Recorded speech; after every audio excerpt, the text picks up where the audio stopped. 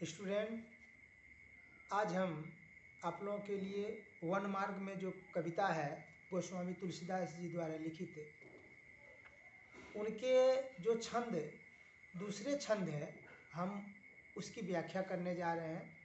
पहले तो उन पंक्तियों को हम पढ़ते हैं, फिर उसके बाद एक एक पंक्ति की व्याख्या करेंगे। ठीक है। रानी मैं जानी अयानी महा, पवि पाह नहु ते कठोर हियो है। राजहु काजू अकाजु न जान्यु, कहियो तियको जेहि कान कियो है। ऐसी मनोहर मूर्ति ए, बिछुरे कैसे प्रीतम लोगु जियो है। आँखिन में सखी राखिबे जोगु, इन्हें किमी बनवासु सुदियो है। अब देखिए, इन पंक्तियों के माध्यम से गोस्वामी तुलसीदास जी कहते हैं, रानी मैं जानी अयानी महा, पवि पानहु ते कठोर हियो है। जब वन मार्ग में भगवान राम, लक्ष्मण जी, माँ सीता एक साथ चलते हैं, तो वन मार्ग से होकर के जैसे ही जाते हैं तो अगल बगल गांव की जो स्त्रियां हैं, उन तीनों मूर्तियों को देखकर बड़ा ही उनका दिल भाव विह्वल हो जाता है और बहुत ही आश्चर्य में पड़ जाते हैं।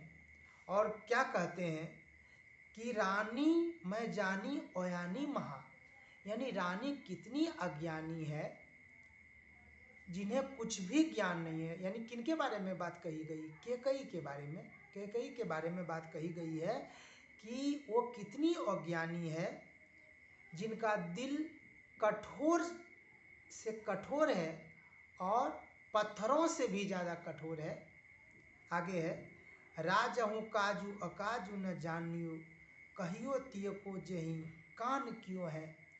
राजा यानी राजा दशरथ जी ने कर्तव्य और अकर्तव्य की बातों को भी ना समझ सके और उनकी बातों में उलझ करके ऐसा फैसला सुना दिए। फिर आगे कहते हैं, ऐसी मनोहर मूर्ति ए, बिछुरे कैसे प्रीतम लोगु जियो है।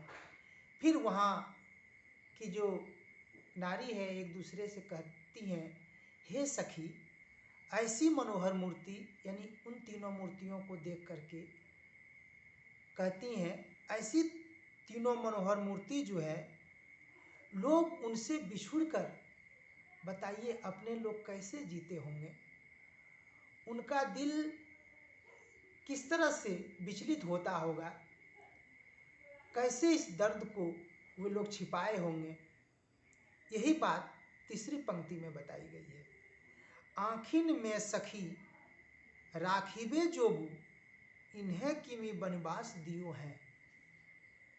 अंतिम जो पंक्तियां हैं, चौथी पंक्ति में गोस्वामी तुलसीदास जी वहाँ की जो महिलाएं बात कर रही है एक दूसरे से, उन्हीं के भावों का यहाँ पर सटीक वर्णन करते हुए कहते हैं कि इन तीनों को आँख में रखने योग्य है। आँखिन में सखी यानी आँख में रखने योग्य है, राखिबे जोगु, और आँख में जोगने की जरूरत है, आँख में समाने की जरूरत है।